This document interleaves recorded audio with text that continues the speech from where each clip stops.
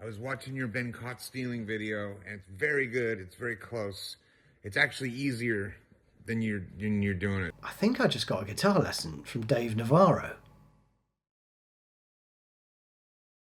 This whole story begins with me posting a guitar lesson for Feed the Crawl, new single by Dave Navarro, Taylor Hawkins and Chris Cheney's new band NHC. Then I got a couple of messages. Very nice. At this point though, I have no idea who I'm talking to. And then this happened. So I know it's hard to hear on the record and nobody would know the difference, but in that riff, it hits twice there, so it's...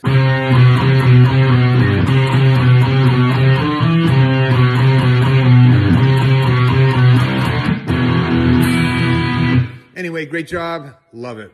Oh yeah, just your run-of-the-mill Friday. One of your idols sending you a personal video correcting one note in a lesson you did. How amazing is that? But this story doesn't end there. No, it does not. So I posted my attempt at Dave's awesome solo in this track to my Instagram. And then the NHC official Instagram account posted it to their page too. And the icing on the cake isn't finished yet. Oh no, there is an extra thick helping of icing on this particular cake, people. Check out who liked the post. MFC! Mr. Matt Cameron, everybody! Oh, and Juliet Lewis. That's all. Crazy as this is to say out loud, Dave and I exchanged a few more messages. And he said, send us your address and I'll send you some pics. Whoa. I'm hoping that that's autocorrect, or this could get weird. Fortunately it was, so it didn't. A few days later, these turned up. Now at this point, I've got to say, immeasurable thanks to Dave Navarro for just being an absolute legend, right? And I'm sharing some of this private communication that we had with his full consent. So thank you again, Dave. You've got a lot of supporters over here, so thanks very much for letting me tell this cool story. But it doesn't end there. And you'll be wondering what this poster is over my shoulder. That's a dual diagnosis Rorschach print that I got from the Dual Diagnosis website.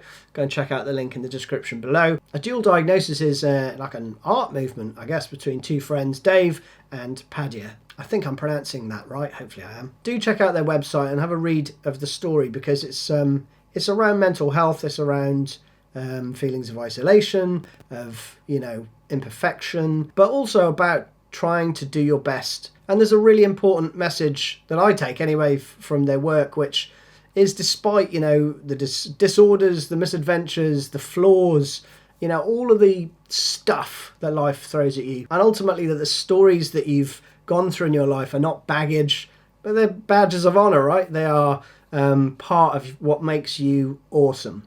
So thanks, Dave. Go check out NHC and Dual Diagnosis immediately after you've seen Dave correcting me on one of my favourite tracks. And a question that I've always wanted to ask him, and he sent me this unprompted too, which was how you play the verse part to one of my favourite tracks ever, Been Caught Stealing. I was watching your been caught stealing video, and it's very good. It's very close. It's actually easier than you're doing it. So you know how you're lifting this finger? I lift them both.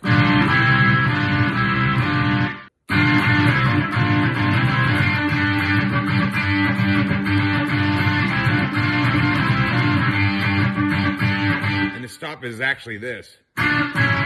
We go directly to the wrong note. So I don't go. I go.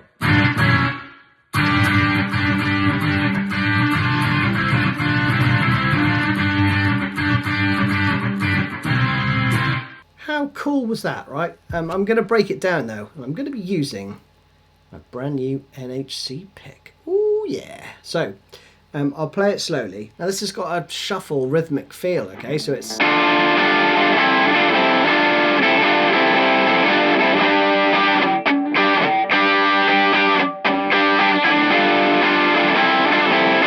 In terms of fingering though, thumb over the top, which kind of covers the E and the A string. So if you're going to get a bit loose with your strumming, it won't matter, because if you hit the A string, it's not really going to ring out. You've got your first finger covering strings 4 to 1, so from the D string to the high E, and then your second and third fingers are going to go on the 6th and 7th fret on the B and G respectively. Okay, so very slowly.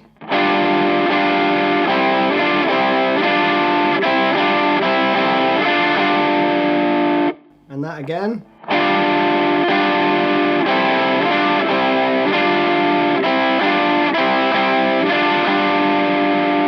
And then you go 5, 7, 8 on the same strings and play. Okay, it's just a G5, right? That again.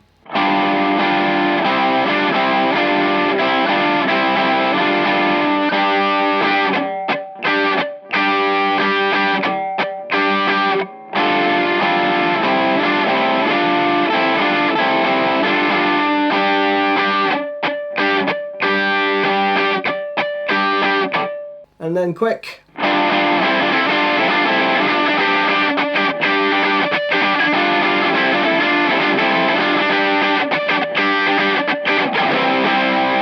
And I guess that brings me to the moral of this story, right? Which is, don't be afraid to do stuff and get stuff wrong. You're going to get stuff wrong, right? But at least try, because you never know. Through those mistakes may come wonderful things. Thanks, Dave.